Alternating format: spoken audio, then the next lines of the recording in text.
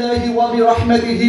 فبذلك فليفرحوا هو خير مما يجمعون হে রাসূল সাল্লাল্লাহু আলাইহি ওয়াসাল্লাম আপনি বলুন আল্লাহর অনুগ্রহ তার দয়া রাসূল সাল্লাল্লাহু আলাইহি ওয়াসাল্লামকে তাদের মাঝে প্রেরণের মাধ্যমে সেটারই উপর তাদের আনন্দ প্রকাশ করা উচিত তা তাদের সমস্ত ধন দৌলত হতে শ্রেয় হাদিসের মধ্যে আসছে ভাবে দাওয়াতু আবি ইব্রাহিম ওয়া বুশরা ঈসা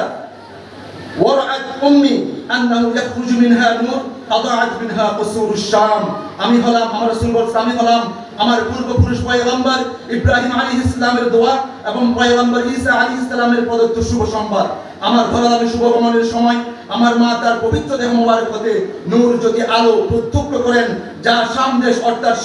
সিরিয়ার প্রাসাদগুলো আলোকিত করে আমরা যদি আরো একটু কোরআনের দিকে তাকাই আল্লাহ কি সুন্দর করে বলেছেন বিসমিল্লাহির রহমানির রহিম লাকাদ মান্নাল্লাহু আলাল মুমিনিনা ইয বা'আথা ফীহিম রাসূলান মিন আনফুসিহিম নিশ্চয় আল্লাহর মহান অনুগ্রহ হয়েছে মুসলমানদের প্রতি যে তাদের নিকট তাদের মধ্য হতে একজন রাসূল প্রেরণ করেছেন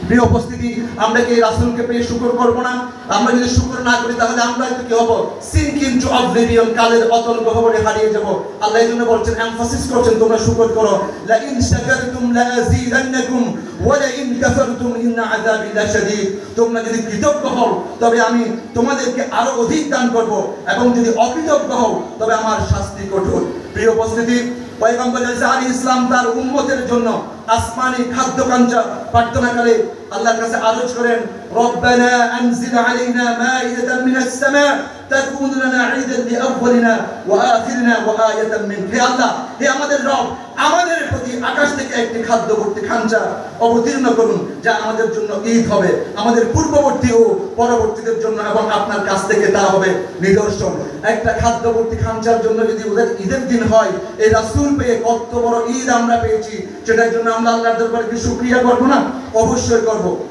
প্রিয় উপস্থিতি আমার রাসূল নিজেই তো বলেছেন ওয়া আনা আকরামুল আউয়ালিনা ওয়াল আখিরিনা ওয়ালা ফাখর হে দুনিয়ার মানুষ তোমরা জেনে রাখো আমি সৃষ্টির পূর্বাপর সকলের চেয়ে মর্যাদাবান ও সম্মানী হব আমার রাসূল আমরা এখানে বলবো ডক্টর ইকবাল কি সুন্দর বললেন প্রলয় যাবৎ সর্বজাতি এই তামাশা দেখতে পাবে ওয়া রাফা'না লাকা যিকরাকানি মর্যাদা কি দেখতে পাবে আমরা এখানে বলবো খ্রিস্টান লেখক জর্জ বার্নার্ড শো বলবেন Muhammad sallallahu alaihi wasallam must be called the savior of humanity. I believe that if a man like him were to assume the dictatorship of the modern world, he would succeed in solving its problem in a way that would bring its much needed peace and happiness. ঐতিহাসিক মোড়ের ভাষায় মুহাম্মদ সাল্লাল্লাহু আলাইহি ওয়াসাল্লাম was the mastermind not only of his own age but for all ages. Muhammad সাল্লাল্লাহু আলাইহি ওয়াসাল্লাম যে যুগে জন্মগ্রহণ করেছেন তিনি শুধু সেই যুগের নয় তিনি সর্বকালের সর্বযুগের সর্বশ্রেষ্ঠ মহামানব